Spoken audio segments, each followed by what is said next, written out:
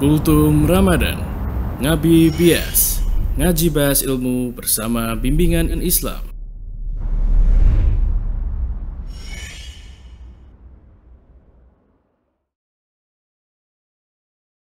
Bismillah, alhamdulillah, wassalatu wassalamu ala rasulillah wa ala alihi wa ashabihi wa man tabi'ahum bi ihsanin ila yaumil qiyamah, amma ba'd. Allah Ta'ala berfirman, a'udzu billahi minasyaitonir rajim.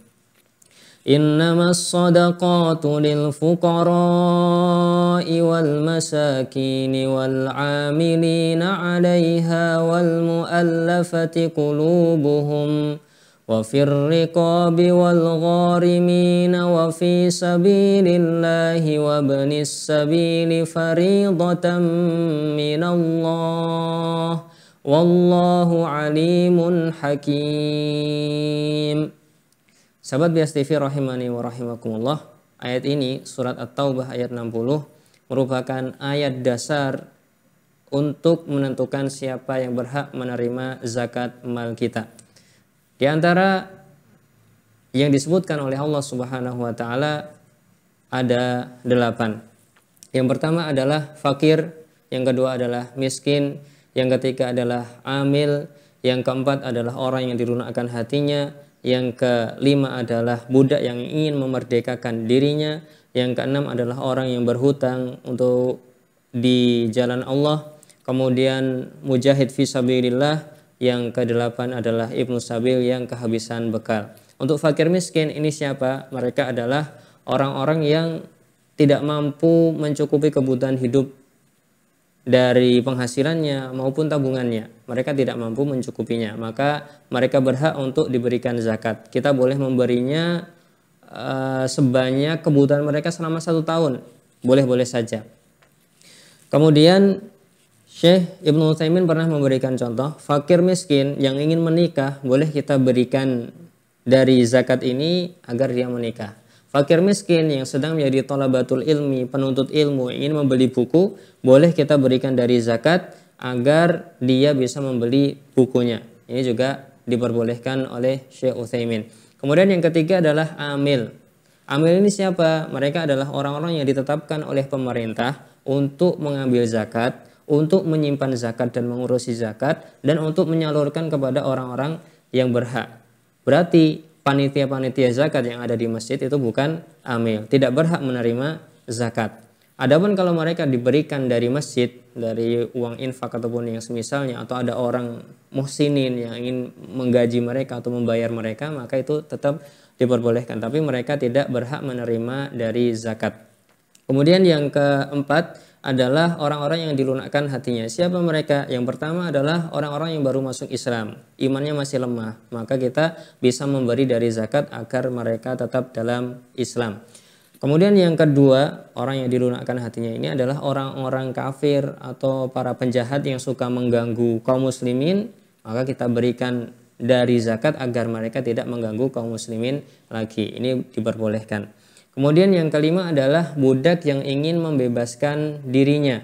Budak yang ingin membebaskan dirinya. Boleh kita berikan dari zakat agar dia nanti bebas. Kemudian yang keenam adalah orang-orang yang berhutang. Yang pertama ini maksudnya adalah orang berhutang untuk mendamaikan kaum muslimin misalkan. Harus ada hutang di situ. Maka kita boleh memberikan dari zakat agar hutangnya lunas. Bisa juga orang-orang yang berhutang untuk mencukupi kebutuhannya. Dia gara-gara riba telah jatuh miskin, maka kita boleh membayarkan zakatnya untuk orang-orang yang berhutang seperti ini. Kemudian yang ke berapa? Yang ketujuh itu adalah fisabilillah. Siapa mereka? Mereka adalah para mujahid yang berjihad untuk menegakkan kalimat Allah la ilaha illallah. Ini berhak untuk diberikan zakat. Kemudian yang ke-8 adalah ibnu sabil. Siapa dia?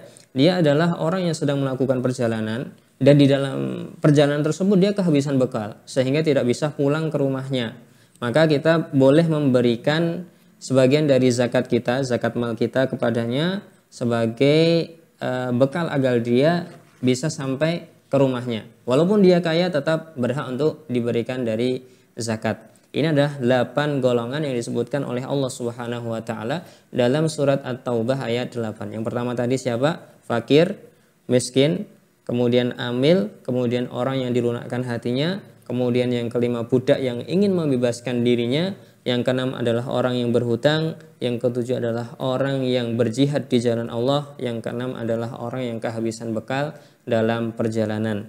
Ini adalah 8 golongan yang berhak menerima zakat mal. Ada dalam surat At-Taubah ayat berapa? Ayat 60. Kemudian dalam pembahasan siapa yang berhak menerima zakat ini ada 5 atau 6 catatan. Yang pertama, orang kafir tidak berhak diberikan zakat. Kecuali siapa? Kecuali orang yang dilunakkan hatinya. Orang kafir suka ganggu kaum muslimin, kita berikan zakatnya agar dia tidak mengganggu kaum muslimin. Boleh. Kemudian catatan kedua, orang kaya tidak berhak menerima zakat mal kecuali 4. Yang pertama adalah amil, kemudian yang kedua adalah gharim, yang ketiga adalah mujahid fisabilillah, dan yang keempat adalah ibnu sabil. 4 orang ini atau 4 golongan ini berhak menerima zakat walaupun mereka kaya. Kemudian catatan ketiga, tidak boleh menyalurkan zakat untuk menggugurkan kewajiban kita. Misalkan kita memiliki karyawan, kemudian kita ingin menyalurkan zakatnya kepadanya, padahal kita juga memiliki kewajiban untuk membayar gaji, maka kita tidak boleh membayar gaji kepadanya dengan uang zakat kita. Tapi yang boleh kita bayarkan dulu gajinya, kemudian kita tambahi, ini zakat dari saya misalkan, ini boleh. Kemudian yang keempat, bahwa seorang istri ataupun kita semua boleh memberikan zakat kita kepada orang-orang yang tidak ada kewajiban nafkah atas kita. Boleh diberikan. Istri memberikan zakatnya kepada suami, boleh. Istri memberikan zakatnya kepada anaknya, boleh. Istri memberikan zakatnya kepada kerabatnya juga boleh. Ini diperbolehkan selama dia tidak memiliki kewajiban untuk menafkahi. Kemudian catatan kelima, bahwa zakat ini apabila kita telah berijtihad untuk mencari siapa yang berhak menerimanya, kemudian kita berikan zakat kepadanya, tapi kok ternyata orang ini sebenarnya mampu, maka zakat kita juga telah sah. Karena seorang itu tergantung pada niatnya, dan pernah ada kejadian, ada Ma'an dan ada Yazid. Ma'an bin Yazid ini adalah bapak dan anak. Ma'an anaknya, Yazid bapaknya. Yazid pernah menaruh sodakoh di masjid. Kemudian Ma'an datang dan ternyata ngambil sodakoh tersebut atau zakat tersebut. Kedua ini bertengkar di hadapan Nabi SAW, atau bukan bertengkar ya, mereka mencari kebenaran apa yang harus mereka lakukan. Apakah si Ma'an boleh mengambil uang tersebut ataukah tidak? Ternyata di sana Nabi SAW memutuskan, laka ma nawaita ya Yazid, walaka ma akhadta ya Ma'an. Kamu mendapatkan apa yang kamu niatkan wahai Yazid, dan kamu mendapatkan apa yang kamu ambil wahai Ma'an.